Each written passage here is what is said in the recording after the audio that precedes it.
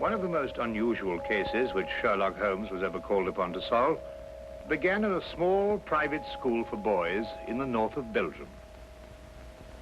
The boys' dormitory at 4 in the morning, lighted by a full moon, looked quiet and peaceful. It would have been difficult to imagine that here began a train of events which filled 4 graves before it was stopped.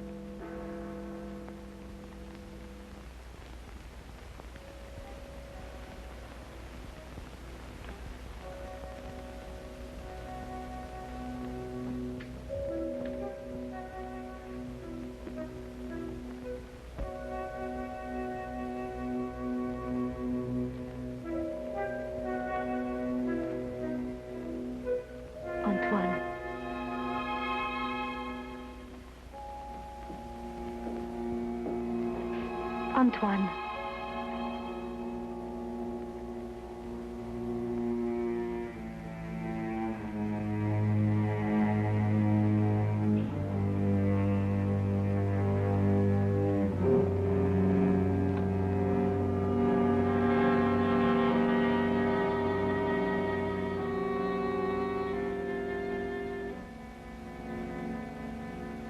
He has gone out.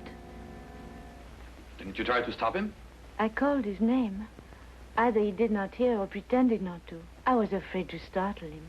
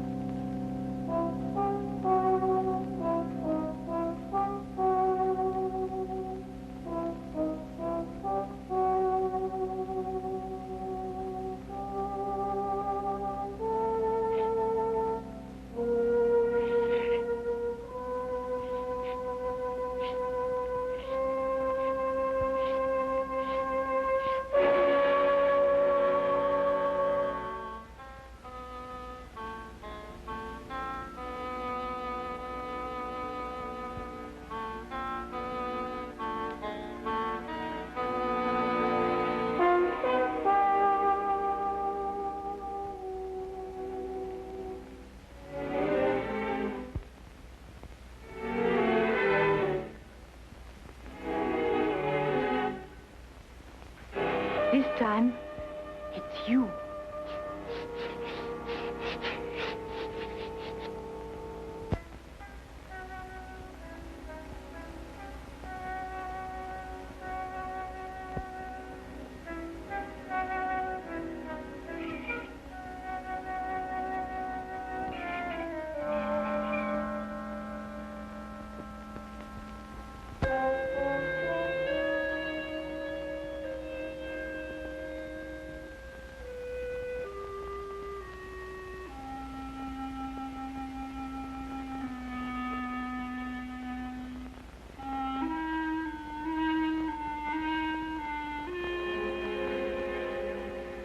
Monsieur Caron, is there anything wrong?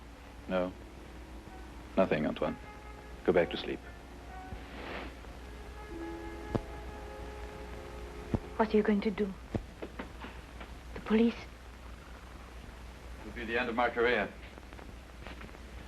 We'll have to close the school. Send the boy away? Would that stop it? I suppose not. It's horrible. 3 deaths in 3 months. Each one foretold by the writing on the church steps. I still think the police... No. But your own life. I've never felt in better health.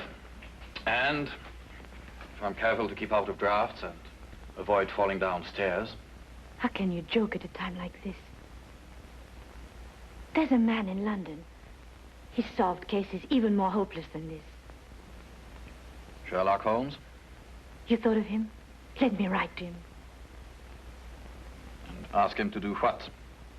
To come here, investigate. Find out who is responsible for those deaths and how a schoolboy can tell in advance who is next to die. And have the school invaded? Our teachers questioned? Our boys terrorized? I'll do my own investigating, Mademoiselle Grande. In my own way.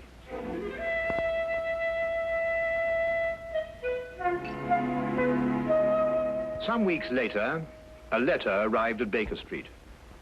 Holmes read it over once to himself and then aloud to me. Dear sir, it will be a source of eternal regret to me that I allowed myself to be dissuaded from writing to you sooner, Mr. Holmes. Now Mr. Carolan is dead of natural causes, the doctor says, though I am not sure he isn't mistaken. I pray that you will come to Arno without delay and lend us your assistance in putting an end to these ghastly occurrences. Respectfully yours, Marion Crawford. You deduce that the writer of the letter was young? I'll go further than that. I'm prepared to wager that she's madly attractive to boot. Mm-hmm. Better and better. And on what do you base these interesting conclusions? Wishful thinking, my dear chap. Wishful thinking. Then wish no more. She is both young and attractive, with hair the color of autumn honey. Oh, did you read that between the lines? No. This came with the letter. Uh-huh. A lovely color, you'll admit, Watson. And from a beautiful young woman at that. Now, come, Holmes. That's neither logical nor factual, and you know it. You aren't the only one privileged to think wishfully, my dear Watson.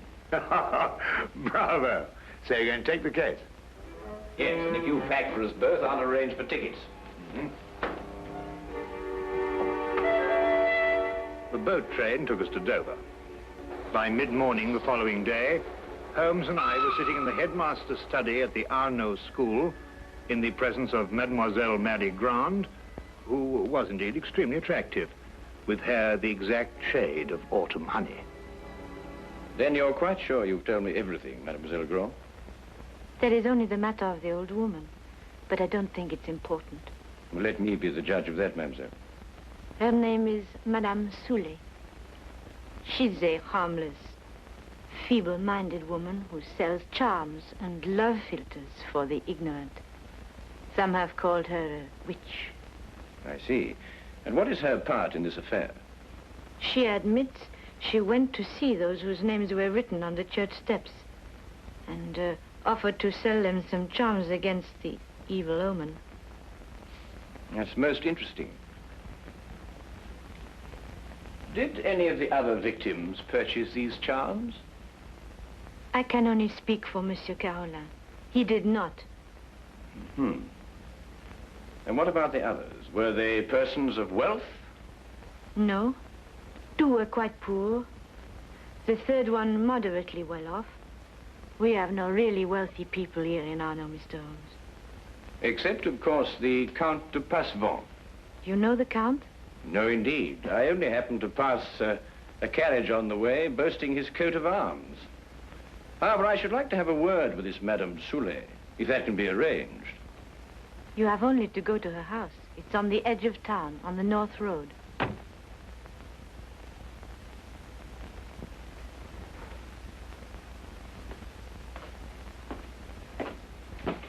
Monsieur Manelli, this is Monsieur Holmes and his friend Dr. Watson. Monsieur Manelli, our new headmaster. How do you do? How do you do? Now that you're here, Mr. Holmes, we have hopes at last of getting to the bottom of this terrible affair. Thank you, sir. I can only hope to do my best. Mademoiselle Grande has given you all the facts? All the facts at her command. Perhaps you can supply some additional ones. I am sorry, no. Mademoiselle Grande was the favorite member of the faculty here. She had Monsieur Carolin's confidence, not I. I see. And now that I've had the honor of meeting you gentlemen, I hope you will forgive me if I go to meet my class. But certainly. By the way, mademoiselle, Dr. Dimanche is waiting in the vestibule. Did you send for him? Yes, I did. I'll go and fetch him. I'll be back directly.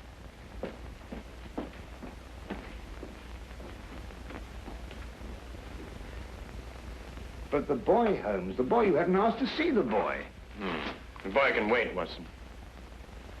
Yes, but why? Surely he's the most significant part of it. No, because he did the writing on the church steps.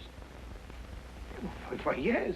Well, I suppose in that case you'd say that the chalk also had significance. No, that was just an instrument. Precisely, my dear Watson. Precisely.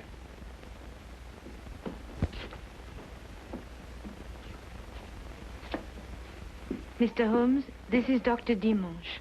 Mr. Holmes and Dr. Watson. Delighted. How do you do, Doctor? Always happy to meet a colleague. Thank you, so am I. I hope I haven't kept you waiting. I came as soon as I got Mademoiselle's message. Won't you sit down? Thank you.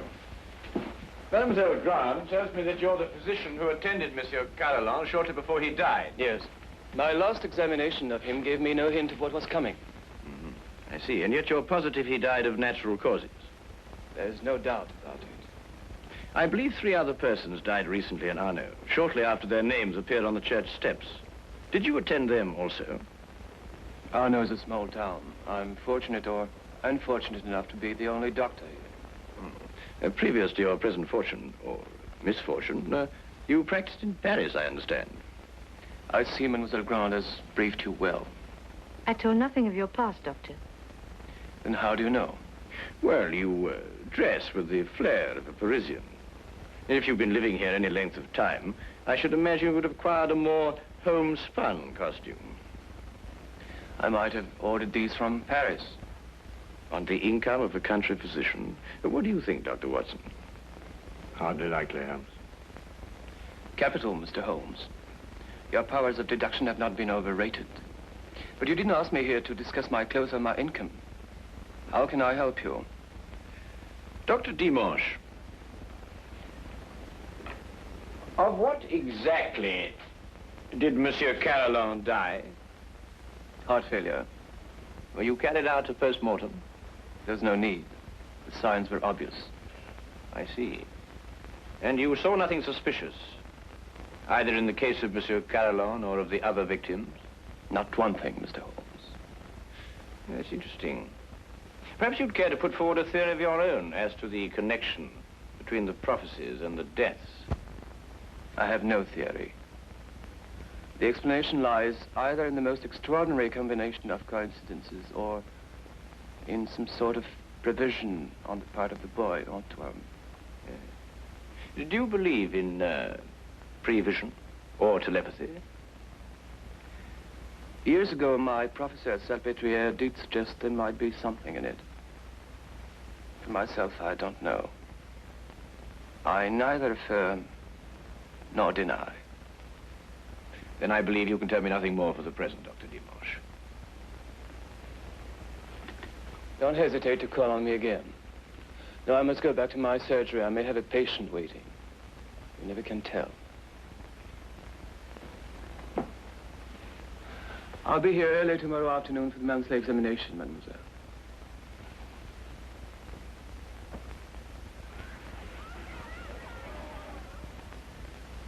Dr. Dimanche examines your pupils every month, then, mademoiselle? Yes. The health of our pupils is of the greatest concern to us. So it should be, Mademoiselle Grant. So it should be. You know, it's an extraordinary thing, the odd and assorted illnesses that crop up in a boys' school. Vous devez être en classe à cette heure au lieu de courir dans les couloirs. Allez maintenant. That is he. So that's the boy who on 4 separate occasions was able to foretell the death of a citizen of honor. Well, there must be some logical explanation for it. There is, Watson, there is. Holmes, do you know how it was done? Yes, that part was simple. Our main difficulty will come when we try to prevent the 5th murder.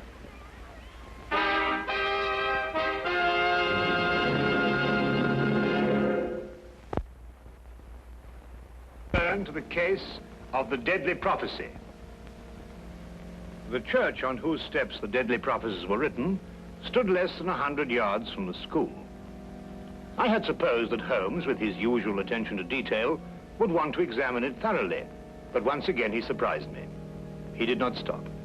And I had a fair guess that perhaps he wanted to have a little talk with a certain Madame Soulet.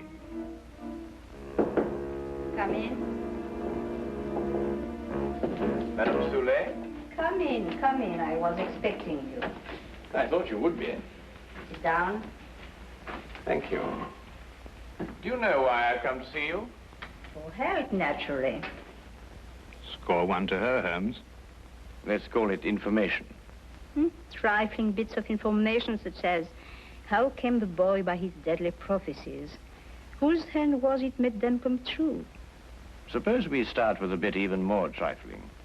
You offered charms to the victims. But how did you know who they were before they were struck down? There were no announcements made. If the Englishman will cross my palm with English gold, You'll tell me? I will give the Englishman a filter, warranted to make him see so clearly and think so lucidly that all mysteries will be revealed to him. Each is as potent as the belief of the one who buys and uses it. If those four had bought instead of turning me away, who knows? But they did turn you away. And now all are dead. May I sell you a filter, sir? It will guard you against harm. Come, Watson.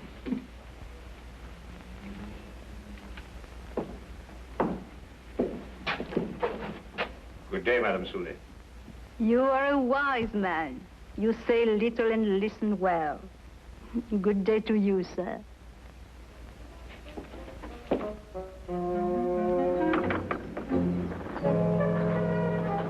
Filters, bosh. We might be living in the Middle Ages. Not the Middle Ages, Watson, merely a small European village. Ah, Count Passivant, I believe. Oui, monsieur.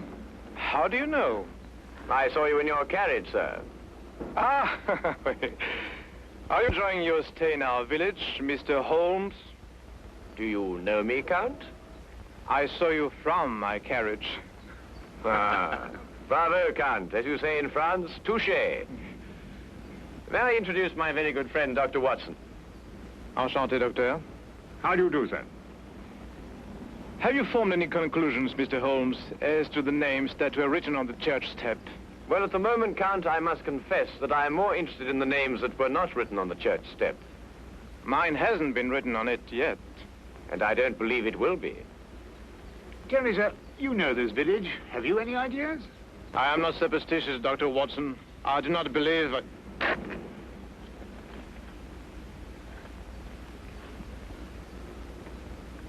You're not superstitious, Count? Madame Soulet's filter, at least, can do no harm. Good day, monsieur. Good day. There were a few points about this case which Holmes thought could best be cleared up in Paris. He had asked me to go alone, as the following night there would be a full moon, and he wanted to stay in Arno to be on hand, just in case.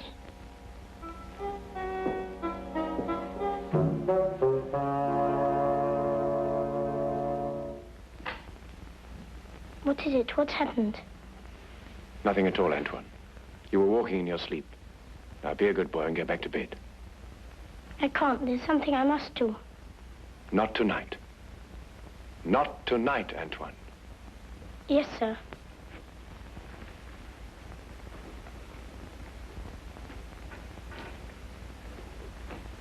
What does it mean? It means that nothing further will happen tonight. Sleep well, Mademoiselle Grand.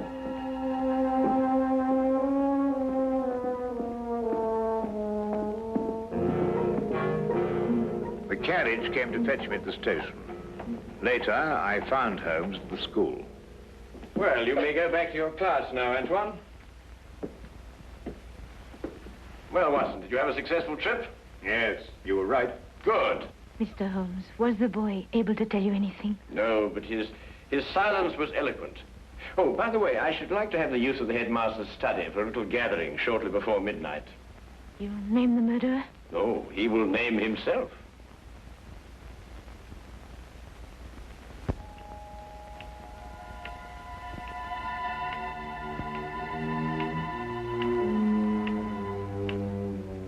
It's almost midnight, Mr. Holmes. Must we wait much longer? Ah, good evening, Count. I think you all know Count Passavant. Count, you met Dr. Watson in front of Madame Soulet's cottage. Would you be so good as to take that chair, Count? I expect you're all wondering why you've been invited here at such a late hour this evening. Well, we are concerned with the murder of Monsieur Carillon and of 3 other citizens of Arno before him. Mr. Holmes are sure they died natural death. I happen to believe that they were murdered. Now, the question is, with what motive? Profit? But these were ordinary people of modest means. The murderer could scarcely hope to enrich himself at the cost of their lives. Now, a thought occurred to me, and I decided to go and see Count Passavant and ask him if his life had been threatened too. It has been. And this is the feature of the case that most intrigues me. Blackmail has often been the prelude to murder, but here, for the first time, murder became the prelude to blackmail. What was demanded of you, Count? 100,000 francs. And if you didn't pay? My name was next to appear on the church steps. So you see, extortion was the motive from the first. And to that end, an atmosphere of terror was built up by means of 4 successive murders. It would take a man of superhuman courage to resist. But, Mr. Holmes, the names were written by one of our pupils. What possible connection could an 8-year-old boy have with such a scheme? Yes, Antoine. Just an unwitting tool. Of whom? The blackmailer must be someone who could have poisoned 4 people. Don't distress yourself, Madame Soulet. The killer meant suspicion to fall on you. But a person of your simple habits wouldn't play so dangerous a game. No. There is a suspect close at hand, who not only had an expert knowledge of poisons, but to whom the boy has been far more accessible.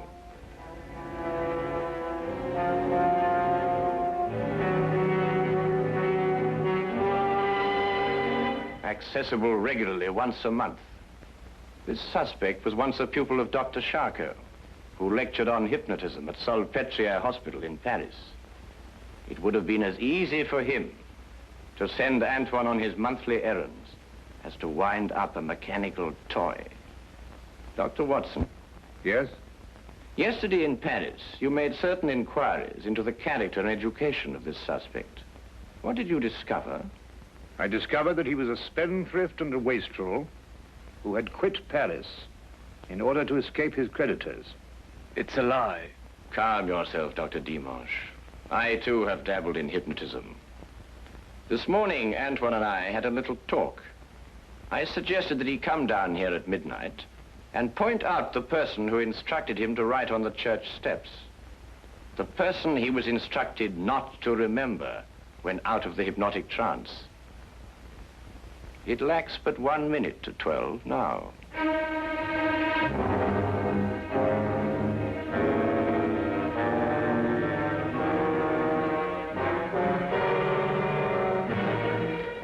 Stay where you are, all of you. Don't be a fool, Doctor. When I visited your office this afternoon to look over your stock of drugs, I took the very ordinary precaution of emptying the cartridges from your gun.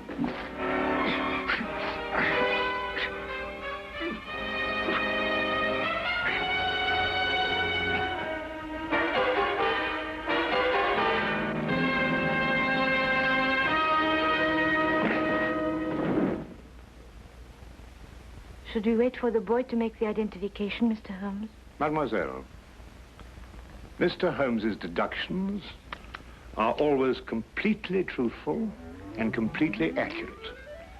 But the methods by which he achieves these ends are not always so straightforward. He said that he'd hypnotized the little boy to have him come here tonight at midnight. How did you know it was a bluff? You also said that the gun was unloaded. Oh,